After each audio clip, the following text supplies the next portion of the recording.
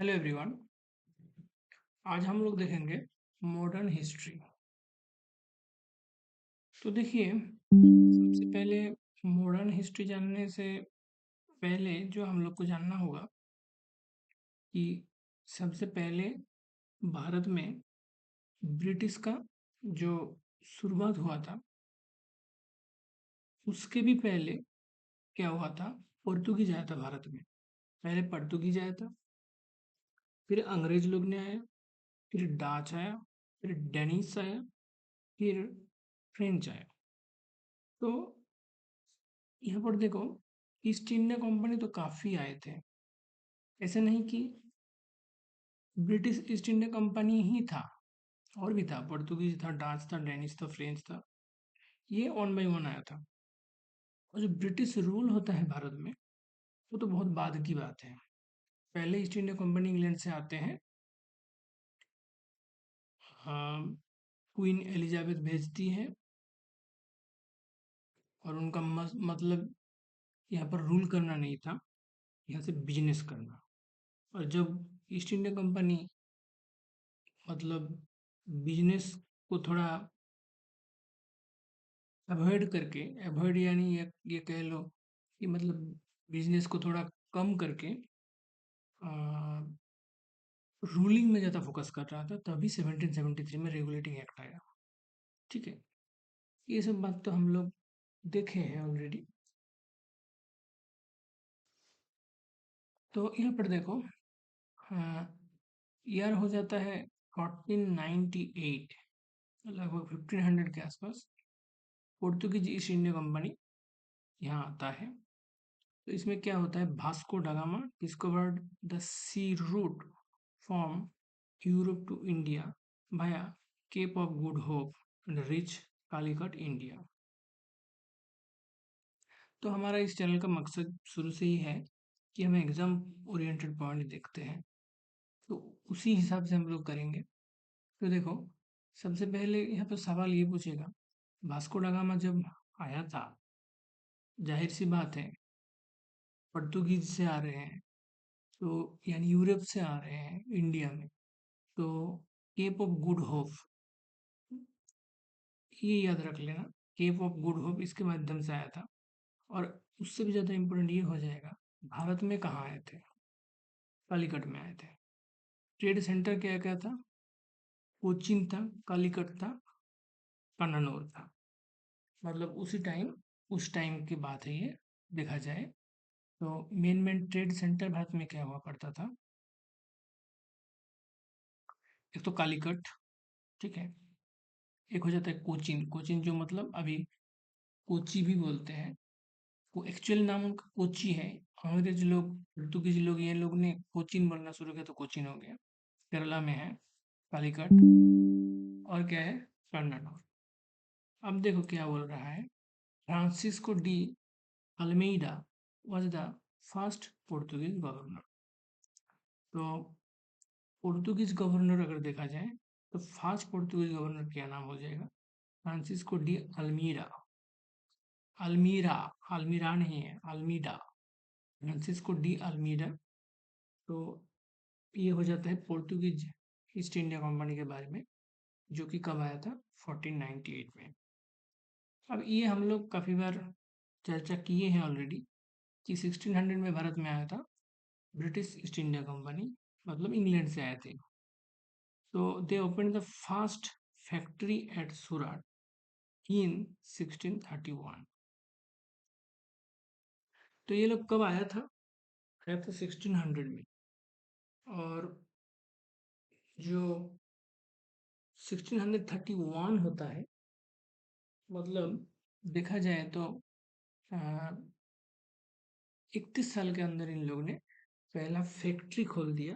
कहाँ पर खोल दिया, सूरत में खोल दिया। क्वेश्चन पूछेगा, British East India company open there first factory in, तो बस सूरत में टिक करना है।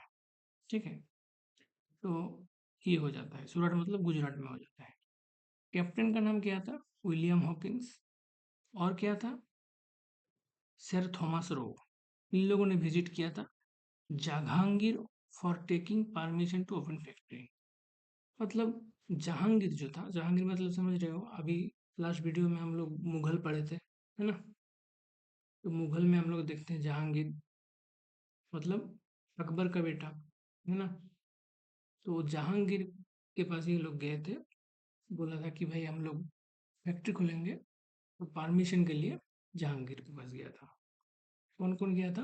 ब्रिटिश इंडिया कंपनी से कौन कौन आया था? Captain William Hawkins and sir Thomas Roe. उसके बाद देखो 1602 में डच ईस्ट इंडिया कंपनी आ जा रहा है, और इन लोगों ने ट्रेडिंग सेंटर कहाँ पर खोल रहा है? मसूलीपट्टनम, नागापट्टनम, कोचिन, ये सब जगह। अब यहाँ पर देखो डेनिश ईस्ट इंडिया कंपनी आते हैं 1616 में, बंगाल का श्रीरामपुर में इन लोगों ने हेडक्वार्टर किया। ठीक है, डेनिश ईस्ट इंडिया कंपनी 1616 में आ रहे हैं, श्रीरामपुर बंगाल में इनका हेडक्वार्टर होता है। अब बहुत बाद फ्रेंच आता है। ठीक है, फ्रेंच कब आया था? फ्रेंच 1664। जिन्होंने फास्ट फैक्ट्री कहाँ से किया? इन्होंने भी सूरत किया। अंग्रेज लोग ने भी किया था सूरत में, फ्रेंच लोग ने भी सूरत में कर रहा है। मतलब समझ रहे हो, तभी से मतलब उस टाइम से ही गुजरात, मतलब ट्रेड के हिसाब से देखा जाए तो मतलब गुजरात बहुत आगे है, अभी भी है तब भी थे, शुरू से ही है मतलब। Duplex was important French governor in India.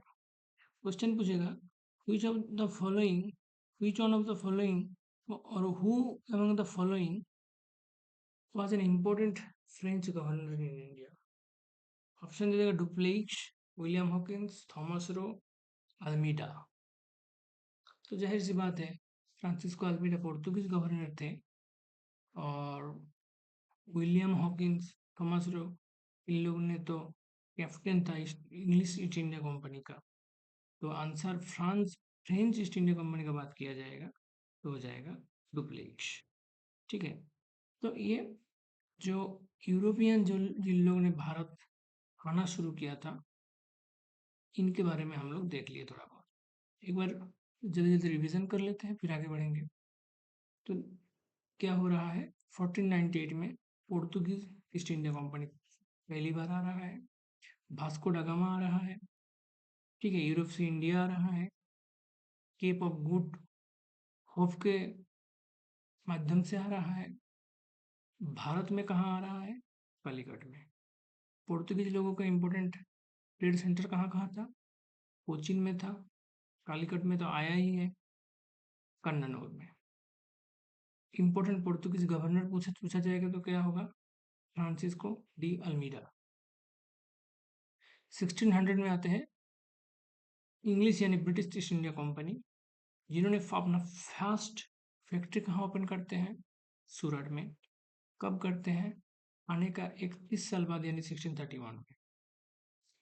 इनका दो कैप्टन होता है, विलियम हॉकिंस, थॉमस रो, जिन्होंने जहांगीर के पास जाता है परमिशन लेने के लिए फैक्ट्री खोलने का।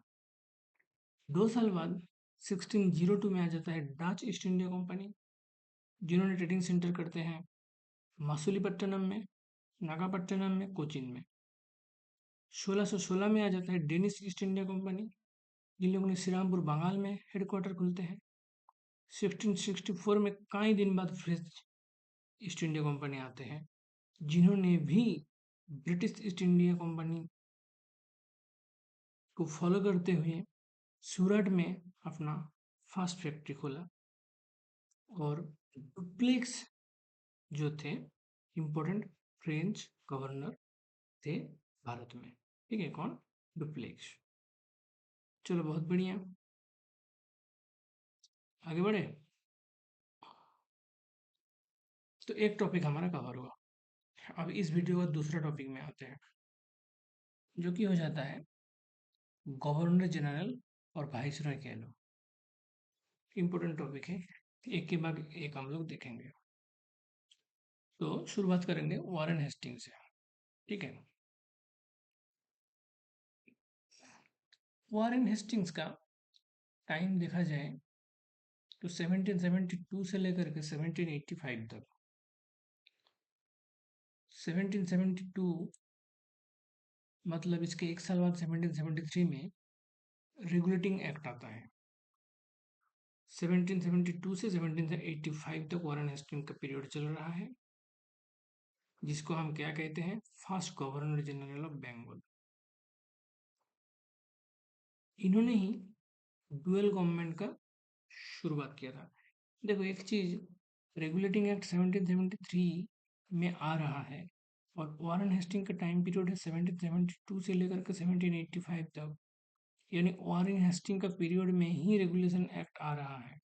तो हम ये कह सकते हैं रेगुलेटिंग एक्ट में जो भी डिसीजन लिया गया उसमें वारेन हेस्टिंग्स का सहमत होना चाहिए, ये हम उम्मीद कर सकते हैं। तो अगर हम रेगुलेटिंग एक्ट 1773 के बारे में देखेंगे, मेरा वीडियो पड़ा हुआ है, देख सकते हो।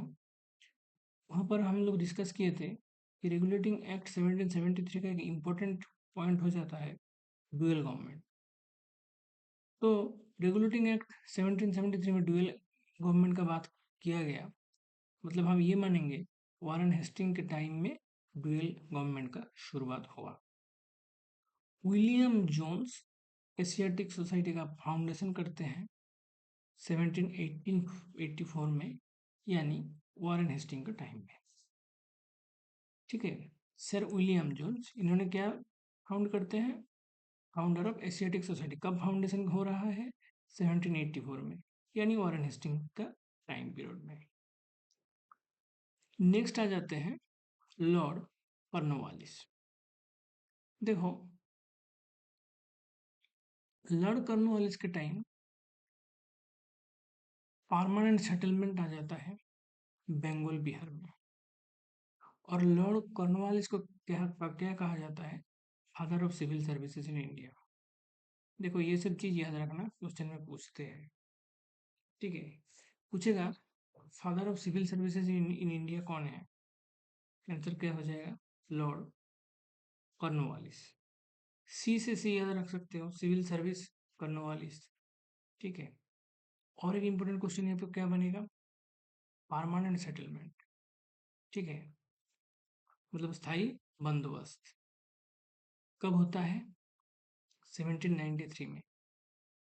कॉर्नवालिस का टाइम पीरियड अगर देखोगे तो 1786 85 तक तो वारेन हेस्टिंग्स था, 86 से लेकर के 93 तक कॉर्नवालिस है, और 1793 में हो रहा है परमानेंट सेटलमेंट। तो एक तो पहली क्वेश्चन ये हो जाता है परमानेंट सेटलमेंट कब आता है, तो आंसर करना होगा 1793। इनका टाइम आया था लॉर्ड कॉर्नवालिस। अब आ जाएंगे हम लोग लॉर्ड वेलेस्ली में। यहाँ पर इंपॉर्टेंट हो जाएगा सब्सिडियरी अलायंस, जो 1798 में आता है। हैदराबाद फर्स्ट स्टेट हो जाता है जो सब्सिडियरी अलायंस को सपोर्ट करते हुए, सपोर्ट करे चाहे मत करे, मतलब साइन पहले पहले मतलब पहला स्टेट हैदराबाद ही ऐसा था जिन्होंने साइन किया था। तो ये हो जाता है लॉर्ड वेलेस्ली के बारे में। लॉर्ड वेलेस्ली इम्पोर्टेंट हो जाता है सब्सिडियरी अलायंस के लिए, जो कि 1798 में शुरू हुआ था। Hyderabad was the first state. अब देख लेंगे Lord Minto one. Minto one का टाइम क्या हुआ था, treaty of Amritsar with Maharaja Ranjit Singh. Question पूछेगा treaty of Amritsar is related to which of the following governor, answer करना होगा Lord Minto one. Treaty of Amritsar किनके साथ साइन हुआ था, महाराजा रंजीत सिंह। अब आ जाएंगे लॉर्ड हेस्टिंग। ठीक है, देखो वारेन हेस्टिंग अलग होता है, लॉर्ड हेस्टिंग अलग होता है। लॉर्ड हेस्टिंग का टाइम रायतवारी सिस्टम शुरू होता है। ठीक है, और ये जो रायतवारी सिस्टम का शुरुआत होता है ये 1820 में होता है, और ये रायतवारी सिस्टम को सजेस्ट कौन किया था, तो आंसर हो जाएगा थॉमस मुनरो। ठीक है, तो ये हो जाता है लॉर्ड हेस्टिंग्स, जिन्होंने रायतवारी सिस्टम चालू किया था ईयर 1820। और ऐसे रायतवारी सिस्टम को सजेशन कौन दिया था? Thomas Munro. अब आ जाएंगे lord William Bentinck. Lord William Bentinck was the first governor general of India. First governor general of Bengal होगा तो वॉरेन हेस्टिंग्स हो जाएगा, लेकिन first governor general of India होगा तो लॉर्ड विलियम बेंटिंग हो जाएगा। इनका इंपॉर्टेंट काम हो जाता है sati, prohibition of sati 1929। Prohibition of sati 1929। अब हम लोग देखेंगे लॉर्ड हरिंज वन। इन्होंने साइन किया था treaty of Lahore with Sikh after first Anglo Sikh war. ठीक है, देखो थोड़ा कलर चेंज कर लेता हूँ। हाँ देखो, पूछेगा कि treaty of Lahore is related to which of the following governor. Answer हो जाएगा लॉर्ड हरिंज वन। पूछेगा Anglo Sikh war related to which of the following governor. Answer हो जाएगा lord Hardinge one. Lord Hardinge one के टाइम हो जाता है treaty of Lahore with Sikhs after first Anglo Sikh war. अब देखो आ जाएंगे लॉर्ड डलहौसी। लॉर्ड डलहौसी यहाँ पर इंपॉर्टेंट हो जाता है।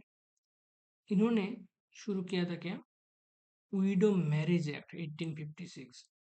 देखो एक दो क्वेश्चन यहाँ पर इंपॉर्टेंट हो जाता है। एक यहाँ पर सती वाला, सती 1929 किन के टाइम हो रहा है? बेंटिंग। लेकिन विडो का मैरिज, विडो रीमैरिज है जिसमें ईश्वर चंद्र विद्यासागर फ्रॉम बंगाल, इनका बहुत बड़ा रोल रहा।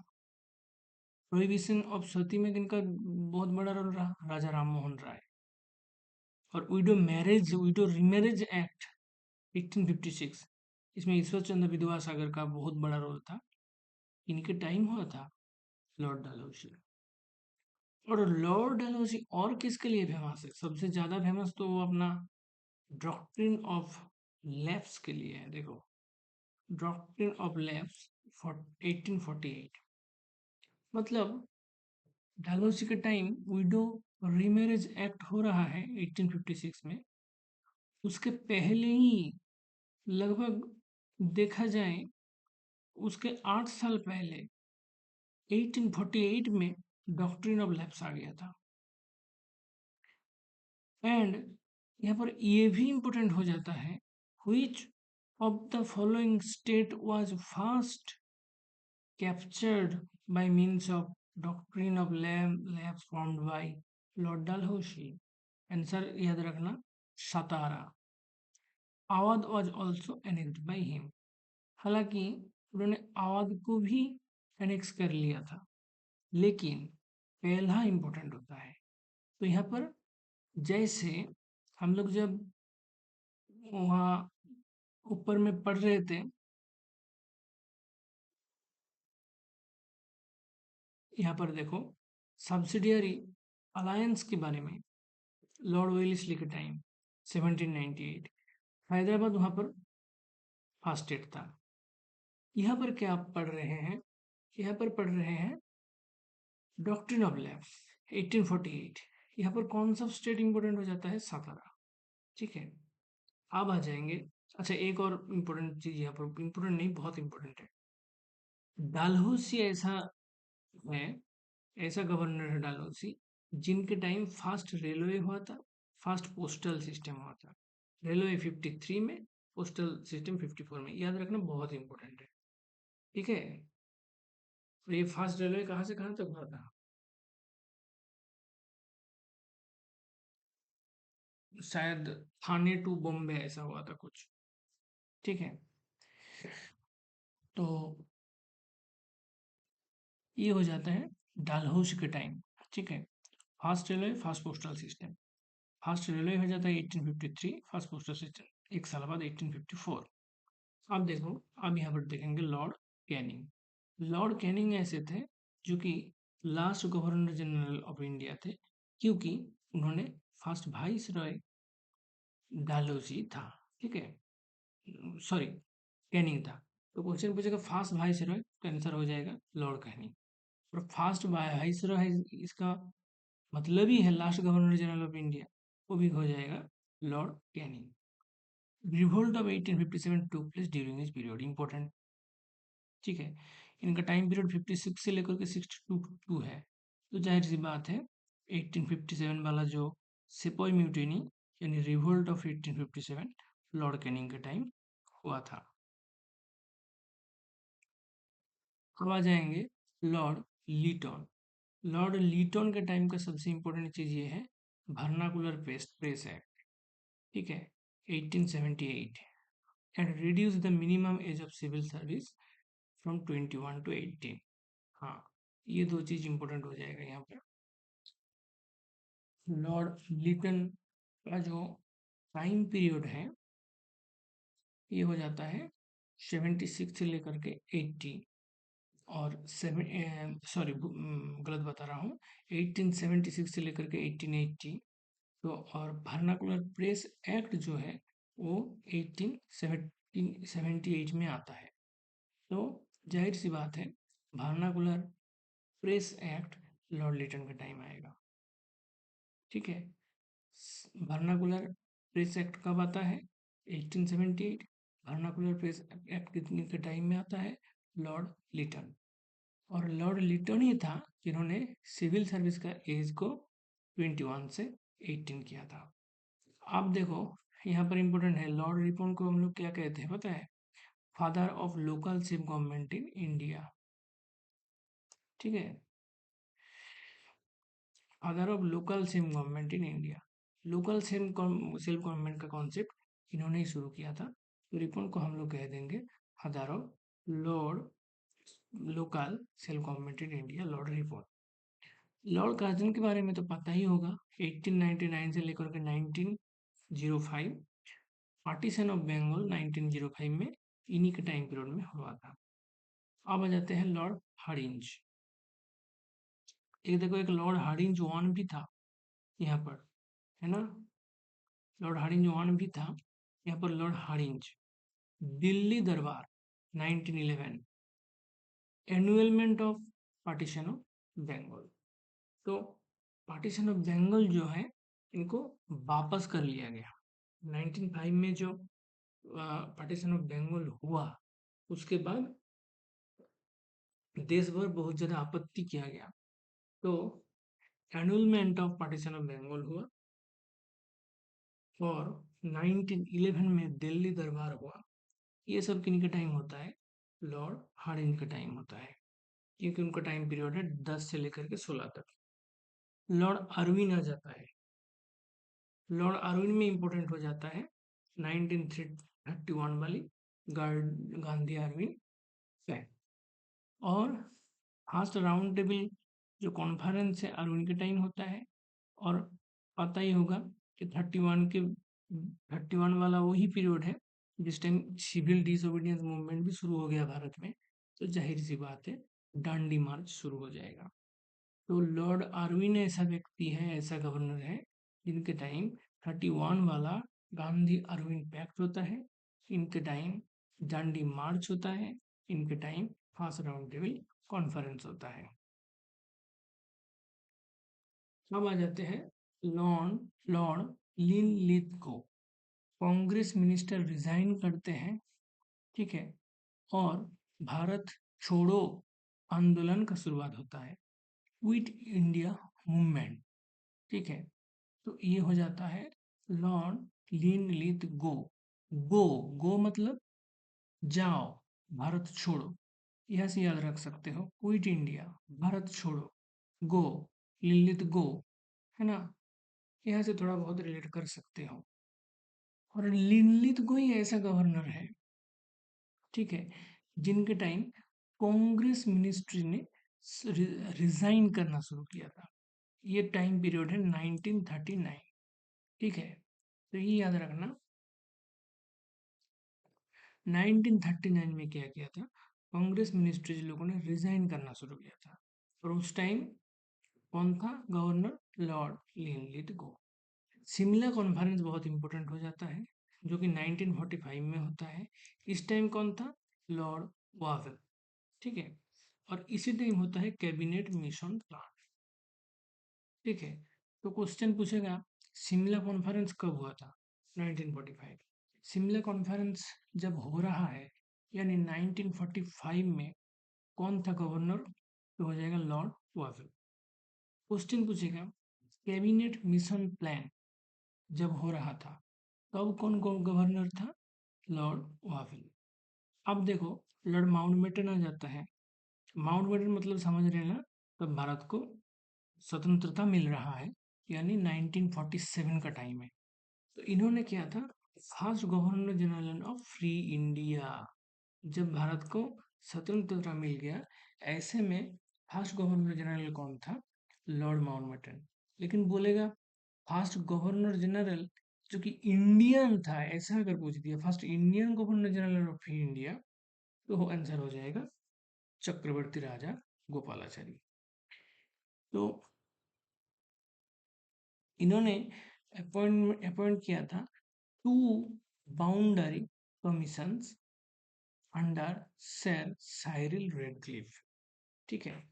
तो ठीक है, ट्रायल रेडक्लिफ। रेडक्लिफ के अंडर में इन्होंने टू बाउंड्री कमीशन की शुरुआत किया था। ठीक है। सर रेडक्लिफ के अंडर में लॉर्ड माउंटबेटन डू मतलब टू बाउंड्री कमीशन का शुरू किया था। तो ये सब हम लोग देख लिए गवर्नर जनरल यानी वाइसरॉय के बारे में। बारीकी से बहुत अच्छे से डिस्कस किए। अब एक बार क्या करेंगे? क्विक रिवीजन करेंगे। तो देखना शुरू कर दो, आराम से देखना। ठीक है, चलो।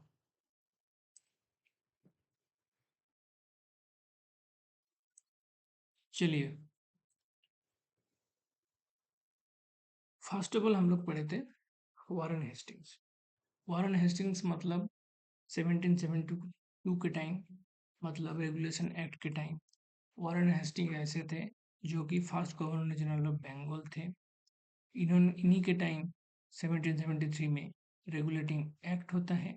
इन्हीं के टाइम डुअल गवर्नमेंट का शुरुआत होता है। इनका टाइम पीरियड चलता है 1772 से लेकर के 1785 तक। और इसी बीच में 1784 में एशियाटिक सोसाइटी का फाउंडेशन होता है। किनके द्वारा ये होता है? Sir William Jones. अब देखो कर्नवालिस। कर्नवालिस के टाइम क्या होते हैं? Permanent settlements in Bengal Bihar. Permanent settlement कब होता है? 1793। परमानेंट सेटलमेंट कहाँ होता है? बंगाल बिहार। कर्नवालिस मैं बोला था C2C याद रखने के लिए, father of civil services in India. अब आ जाओ लॉर्ड वेलेस्ली। वेलेस्ली का इंपॉर्टेंस क्या है? सब्सिडरी अलायंस कब होता है? 1798। सबसे पहला स्टेट कौन अडॉप्ट करता है? हैदराबाद। लॉर्ड मिंटो वन के टाइम क्या हो जाता है? Treaty of Amritsar. किसके साथ? महाराजा रंजीत सिंह। इसके बाद क्या आ जाता है? Lord Hastings. वारन हेस्टिंग्स अलग है, लॉर्ड हेस्टिंग्स अलग है। लॉर्ड हेस्टिंग्स का टाइम हो जाता है रायतवारी सिस्टम 1820 में, और इनको सजेस्ट करता है Thomas Munro. Lord William Bentinck हो जाता है first governor general of India, जिन्होंने प्रोहिबिशन ऑफ सती करते हैं 1929 में। अब आ जाता है लॉर्ड हडिंज वन, जिन्होंने ट्रीटी ऑफ लाहौर करते हैं with Sikhs after first Anglo Sikh war. Lord Dalhousie बहुत इंपॉर्टेंट हो जाता है। इन्होंने 1856 में widow marriage free marriage act का शुरुआत करते हैं, और उसी के पहले ही इन्होंने डॉक्ट्रिन ऑफ लैप्स 1848 में शुरू कर दिया था। और सातारा ऐसा फर्स्ट स्टेट था जिनको इन्होंने कैप्चर किया था।